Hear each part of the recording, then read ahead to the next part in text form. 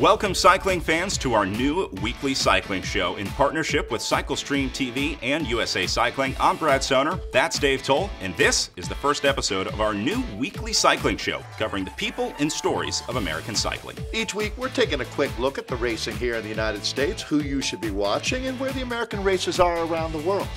We hope you'll join us each Wednesday for the next 16 weeks. For now, it's time for the first show, so let's start with your week in review.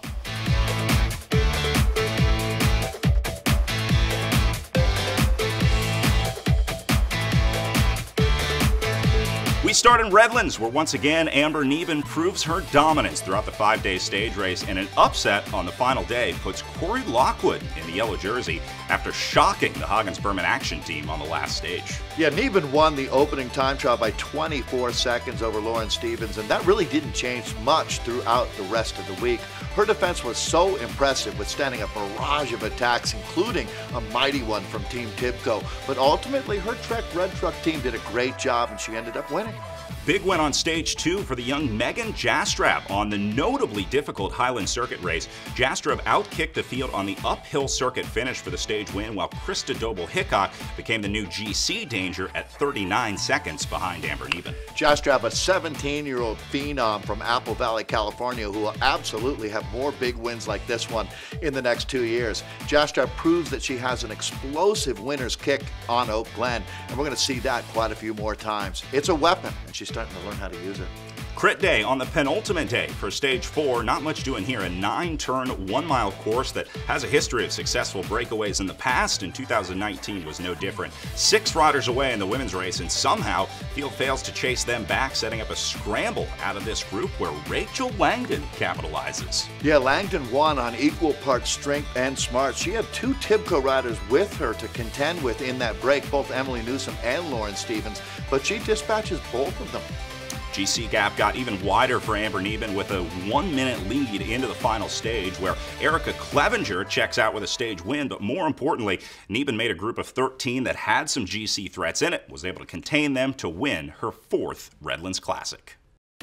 Big changes on the final day for the pro men after Hagens-Berman Action controls the yellow jersey all week. It started with Sean Quinn winning the time trial by a narrow 1 second on the first day, but he turned that over to his teammate Kevin Vermark, who held it all the way into the final day with a 24-second lead. But these guys had no idea what was about to hit them. Yeah, the 2 big stories here on the final day were Quinn Simmons and Corey Lockwood. Lockwood started the day 1:08 down on GC. He was in 6th place, but ends up in a break with Quinn Simmons, and somehow Hagens-Berman, after a crash early in the race, actually let these guys get out far enough that they weren't able to bring that break back in time. Lockwood ends up winning on the stage, but he leapfrogs Kevin Vermark on the final day to win the Redlands Classic by 1 minute and 25 seconds in historic fashion. Corey Lockwood was absolutely underestimated, but he knew it was his day, and he knew he had to deliver, and he ended up putting his name on the Redlands Trophy. Stage win goes to Quinn Simmons, who immediately jumps on a plane to Europe after Redlands and became the first American ever to win the junior men's Ghent-Wevelgem. Megan Jastrab was 2nd there as well, but she came off a good block of European racing. Yeah, she won at the Trofea Binda as well. It was great to watch the young Americans leapfrog from Redlands over to Europe and have a success immediately. Well, they say Redlands is where legends are born, and those 2 legends certainly born last week. Good to see some American success in Europe.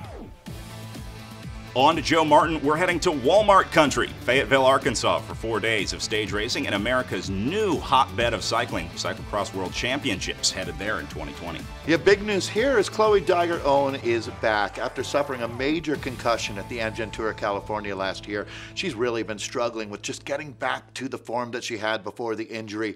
She even missed the World Championships, but a TT win, the GC overall, I tell you what, she really turned over a new leaf. Dygert-Owen wins the GC by 19 seconds over Tibco's Shannon Malseed, who also got a really impressive solo win on stage 2.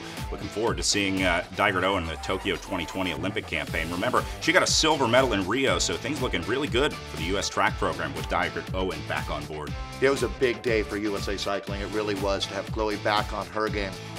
Pro men, Stephen Bassett, the big time trial winner on stage 3, a razor-thin 0.6 of a second ahead of James Piccoli. That put Bassett in yellow, with Piccoli drifting back to 15 seconds back on the GC heading into the final day. Yeah, a tough uphill finish crit on the final day is what this race is all about. The Canadian Alec Cowan on the Floyd's Pro Cycling team gets the stage win out of a break of 6, as Bassett and his first Internet Bank team controlled enough to get Bassett his first major GC win at Joe Martin. Mountain bike racing last week as well on the PROCX calendar at Vale Lake out in California. The second stop after Benelli Park a couple weeks ago. World champ Kate Courtney wins on the long course and ends up second to Erin Huck in short track. She now leads the PROCX calendar with 40 points over Huck. Chris Blevins was the big winner on the long course for the men. Third on short track to the Canadian Leandre Bouchard, the winner there. And second and fourth for the PROCX calendar leader, Peter DeSera.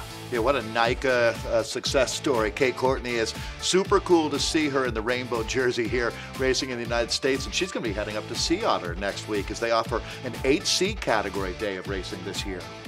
So Sea Otter in the dirt next week. Dave will be there. The PRT heads to Alabama for the Sunny King Crit. I'll be there, Four Corners in NASCAR country, right down the road from Talladega Superspeedway. If you ain't first, you're last, right?